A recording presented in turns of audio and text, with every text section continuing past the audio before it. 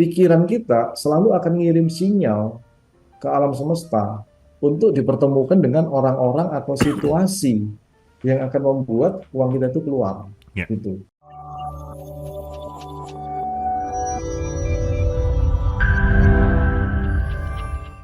Rata-rata berapa lama sih Mas seseorang bisa konsisten gitu?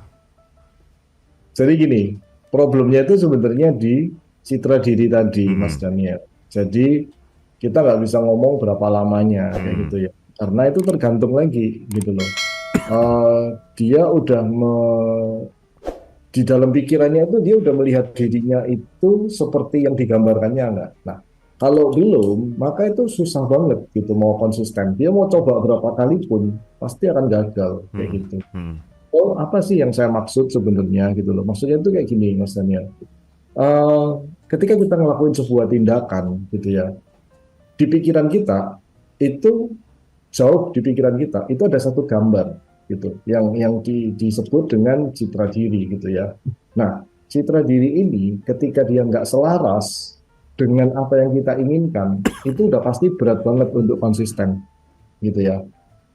Lebih dalam lagi, itu namanya identitas, identitas diri nih gitu. Mas Daniel, identitas itu kayak begini. Pernah nggak misalkan nih ya, eh, lagi makan-makan nih sama temen, gitu Mm-mm. ya, ngobrol-ngobrol sama temen, ada Mm-mm. 4 orang, 5 orang kayak gitu. Mm-mm. Kita pesen makan, ngobrol, pesen lagi, terus ngobrol lagi, pesen lagi, ngobrol lagi, gitu kan ya. Sampai nggak nyadar, akhirnya udah pada kenyang, tapi makanan di meja itu masih banyak, Mm-mm. gitu kan. Terus kemudian salah satu temennya kita nyeletuk, waduh, coba si itu tuh ada, ini pasti habis nih, disikat semua sama Ya, dia. ya, ya. Gitu. Nah, itu yang namanya identitas. Jadi, kita semua tahu bahwa kita mengasosiasikan teman kita itu tadi dengan tukang penghabis makanan. Mhm. Jadi, ini kalau dalam dunia bisnis namanya udah branding gitu Ya, ceritanya. ya, ya, ya.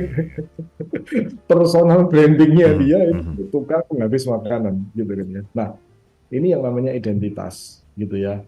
Nah, ketika seseorang mau berubah, tapi dia belum sampai ke citra diri, bahkan belum sampai ke level identitas yang lebih dalam lagi, pasti nggak akan konsisten. Ya, Mmm. mau coba berapa kali pun udah nggak akan bisa konsisten. Mhm. Karena apa? Karena identitasnya bukan itu. Identitasnya aja tukang penghabis makanan. Mhm. Nah, kemudian mau diet, nabrak, pasti nabrak. Nggak akan bisa konsisten, gitu ya. Identitasnya adalah pemboros, tapi Mhm. mau nabung nggak akan bisa. Oke, Oke, oke. pasti akan susah untuk Mhm. konsisten. Mhm. Gitu. Dia mau coba ini itu nggak akan bisa. Gitu kan ya. Saya dulu pernah Mas, kalau masalah nabung nih gitu ya.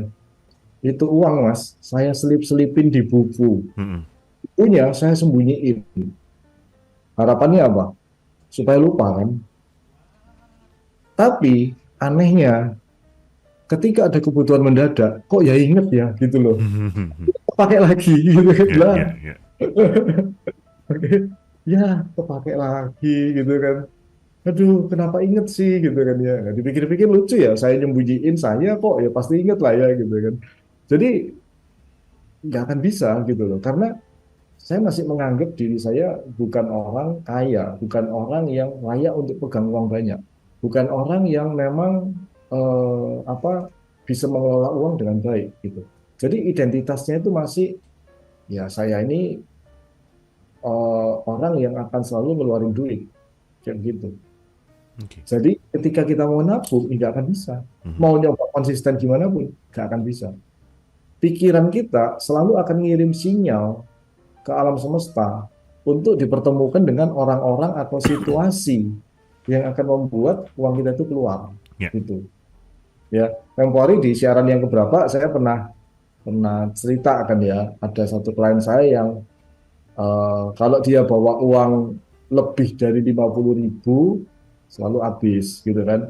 Tapi kalau cuma 50.000 aman gitu ya. Nah, lucunya adalah ketika dia bawa uang lebih dari 50.000, kok ya temennya itu tahu ya dia bawa uang lebih gitu. Terus datang-datang, pinjemin duit dong, gue lagi lupa bawa dompet nih, gitu kan. Hmm. Nah, tapi ketika dia bawa uang cuma 50.000, kok nggak ada yang datang minjem? Iya. Seakan-akan Iya. dunia tahu gitu loh. Oke, nah itu kan sebuah fenomena yang aneh, tapi kejadian, terjadi nyata itu. Ya, sahabat sonora boleh deh coba cek, boleh deh coba perhatikan apa yang terjadi dengan hidup Anda, gitu ya. Anda mengatakan bahwa masa sih pengaruhnya sampai kayak begitu, coba aja cek, coba aja review hidup Anda sendiri, gitu kan. Anda akan kaget mengetahui kenyataan bahwa selalu ada alasan-alasan yang logis gitu untuk membuat uang itu keluar. Selalu ada alasan-alasan yang logis untuk membuat kita itu makan lagi dan makan lagi kalau urusan diet. Ya, selalu ada alasan yang logis untuk membuat kita itu batal berlari jogging di pagi hari. Udah niat mau jogging, ya hujan, ya udah deh gitu. Nah, gitu kan. Jadi kayak ya mau gimana lagi hujan gitu kan ya. Oke. Atau misalkan udah siap-siap mau lari pagi, tiba-tiba disuruh nganter ke pasar misalkan gitu kan. Intinya selalu ada alasan logis yang membuat kita jadi batal Mhm. gitu. Mhm. Sometimes ketidakkonsistenan itu bukan karena kitanya yang males, sometimes bukan karena kita yang males gitu ya. Tapi karena adanya kejadian-kejadian logis yang tidak terhindarkan.